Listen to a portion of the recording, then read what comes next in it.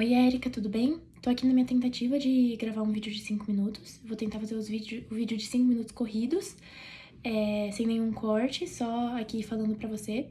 Só que assim, primeiramente eu gostaria de criticar a sua proposta de atividade, porque 5 minutos é um tempo muito improvável de acontecer. Você passou um livro com muita bagagem pra gente, né? Com muitos pontos pra analisar, e aí você fala assim: 5 minutos, faz.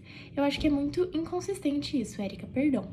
Porque eu acho que a minha teoria é que você tá se tornando adepta ao TikTok e você tem uma conta no TikTok secreta e aí você fica vendo vários vídeos curtos e agora você não tem mais paciência de ver vídeos longos, com análises profundas. Então, você tá pedindo pros seus alunos reproduzirem TikToks, mas tudo bem. Enfim, Erika, eu gostaria de começar analisando não só a narrativa, mas como a narrativa é construída, o jeito que ela foi escrita. Eu achei muito interessante como ele já começa, o ponto inicial já é a Zana morrendo. É um ponto lá no futuro da história que a gente não entende nada, a gente começa sem entender nada de tipo, tá, a personagem já tá morrendo, está sendo narrado em terceira pessoa, mas parece que o narrador tá ali presente. E você fica intrigado a ler, né? Eu achei isso muito interessante. Eu achei muito interessante da escrita, tipo, o que eu mais achei interessante, né? Foi como ela é inconstante. Então, ela vai pro futuro, depois ela volta pro passado, depois ela fica no presente, mas ela fica principalmente no passado. Porque, assim como você passou no artigo que a gente leu, é muito diferente a forma como o autor explora essa perlaboração do passado. Então, como Nael é um filho bastardo de uma indígena que foi escravizada pela família, que via na família a oportunidade de uma liberdade, enfim, como é um narrador muito marginalizado, ele não conhece as suas origens, ele não entende de onde ele vem. Então, o passado é o único tipo de contato que ele tem para entender quem ele é. Então, todas as suas opiniões, todas as suas visões de vida, todos os seus conceitos, meio que os valores do Nael, são meio que baseados no ponto de vista da Domingas e do Alim.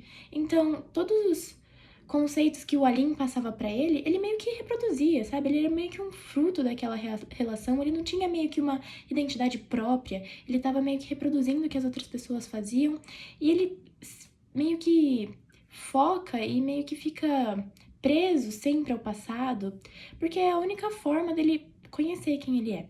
Então, a perlaboração do passado acaba sendo o único traço, né, dele entender ele mesmo, ele entender por que ele tem essa ausência de uma origem. E eu acho isso muito, muito importante para a história.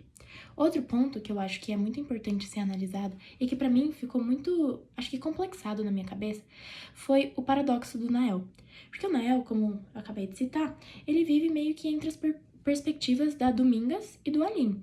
Então, ele sempre vive entre o silêncio da Domingas, que é uma indígena silenciada, invisibilizada, que tem a sua história apagada, enfim, vai para um convento, contradizendo todas as crenças que ela tinha e tentam meio que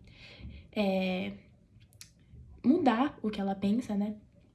Então ele vive entre o silêncio da Domingas e a tentativa de uma recuperação memorial do Alim. Então tudo que o Halim fala enfim, seja julgando o filho, o caçula, seja relembrando como era as noites com a Zana antes de ter os filhos, seja reclamando de como a vida tava. Enfim, tudo isso faz com que e reflete na perspectiva do Nael. Além disso, ele vive entre a violência do Omar, que física, enfim, uma pessoa agressiva, que é muito julgada, que não é compreendida, justamente por ser julgada pelo próprio pai e o pai repassar isso pro Nael. E a violência psicológica do Yakub, que para mim parece ser muito mal explorada. Não mal explorada no fato de que o autor não explorou bem. Eu acho que ao contrário, ele explorou tão bem que é imperceptível. Não imperceptível, mas é difícil de entender que o Yakub não é o bonzinho da história. Ele também é manipulador, ele também, enfim, tem traços de violentar as pessoas psicologicamente. Porque se ele quisesse, se ele tivesse esse zelo pela família, ele estaria perto deles. Mas enfim, isso é um outro ponto de análise. Eu tô tentando não perder o foco. Enfim, é um grande paradoxo que o Nael, ao mesmo tempo que é o ponto central da história, ele é a pessoa que narra, ele é o ponto central, ele também é socialmente invisibilizado.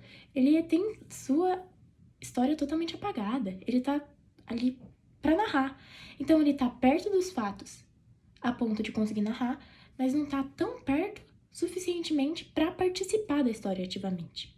Então, por isso, eu acho que é muito engraçado como não engraçado, mas é muito significante analisar como a bastardia dele, por ele ser filho da Domingas, que era a empregada da casa, se confunde com uma posição de agregado. Ele se torna, assim, mais um naquela casa, mais um para nos servir e, consequentemente, uma posição de marginalizado. Ele se torna como um segundo empregado, né? Um ajudante da Domingas.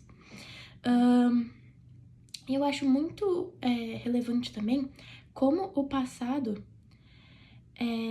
é o ponto de passagem pelo qual tudo é vivido. Então, a partir do passado, a partir de todas as histórias, sendo elas do relacionamento do Aline e da Zana, sendo elas do atentado do Omar contra o Yacoub, é como se o passado fosse um presente inconcluso. O passado, ele meio que vai renovando as brigas do presente, todos os atritos que eles tinham no passado não foram concluídos, então isso continua, ele permanece no presente. Enfim,